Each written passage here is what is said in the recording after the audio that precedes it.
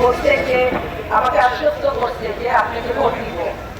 দুঃখের কথা যে ইলেকশনের আগের রাত্রে ১,৫০০ টাকার বিনিময়ে ভোটটা এবং এই ফরিদপুরে বিক্রি করে দিচ্ছে অনেক মানুষ। এটা যারা করছে আমি বলি, দেখেন ১৫-১৬ বছর আপনারা ভোট দিতে পারেন নাই, আপনারা ভোট দিতে চাইছেন, আমরা ভোটের জন্য আন্দোলন করছি। তারপরে ভোটের অধিকার যখন আপনারা পাইলেন, তখন যদি সেটা বিক্রি করে দেন ১,০০০ টাকার বিনিময়ে, আল্লাহ কি আপনাদের উপর খুশি হবে? এখানে আমার অনেক মা বোনরা আসছেন, এখানে আমার মুরব্বীরা আছেন এবং আমাদের দলের নেতৃত্ব আছে, জেলা কমিটি, মহানগর বিএনপি, জেলা বিএনপি, তারপরে কৃষক দল, স্বেচ্ছাসেবক দল, মহিলা দল, বিভিন্ন অঙ্গ সংগঠনের নেতৃত্ব আছেন এবং আপনাদের ৬ নাম্বার ৫ নাম্বার ওয়ার্ডের। আর আপনাদেরকে আমি ধন্যবাদ। আপনাদের প্রিয় নেতা সিদ্দিক আপনাদের এখানে এই ইফতারের আয়োজন করেন। প্রতি বছরই আমি আসি এবং প্রতি বছরই আমি খুব অবাক হই এবং অভিভূত হই যে এত মানুষ এত সুন্দর করে একটা ইফতারের আয়োজন করে সিদ্দিক, তাকে আমার ধন্যবাদ। এটা তার বলিষ্ঠ নেতৃত্বেরই এটা একটা বহিঃপ্রকাশ। আমি তাকে ধন্যবাদ জানাই এবং আপনাদেরকে ধন্যবাদ জানাই আজকে সিদ্দিকের উসিলায় যে আপনারা আমাকে ভোট দিয়ে এমপি করছেন।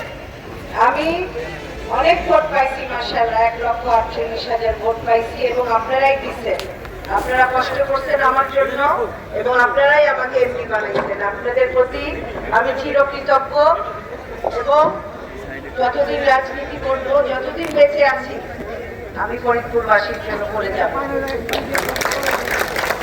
আমার অনেকগুলো শক্তি, আমার শক্তির সাথে আমার মোকাবেলা করতে হয়েছে, কিন্তু আমার উপরে আল্লাহর রহমত ছিল, সেই জন্য আমি এমপি হয়েছি।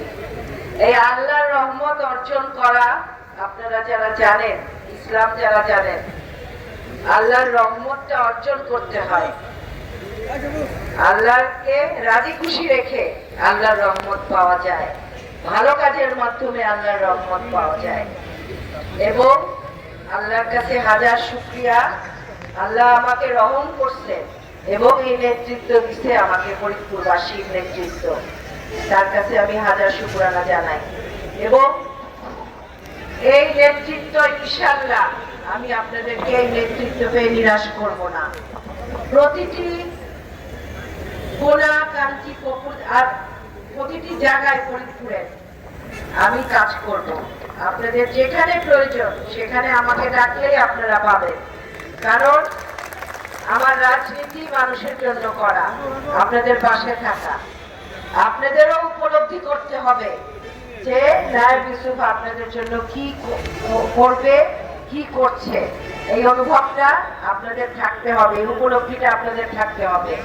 একটা দুঃখের কথা বলি যে সবাই আমাকে অনেক স্বতঃস্ফূর্ত বলছে যে আমি আপনাকে আমরা ভোট দিব, হ্যাঁ আপনারা নির্বাচন করেন, সেইটা আপনার পাশে থাকবে।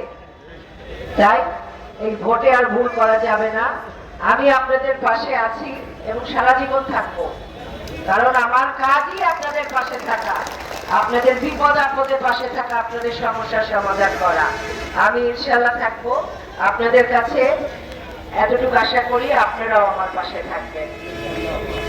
ইনশাআল্লাহ আমরা একসাথে একটা সুন্দর ফরিদপুর করব, এই আশা ব্যক্ত করে আজকে শেষ করছি। আপনাদেরকে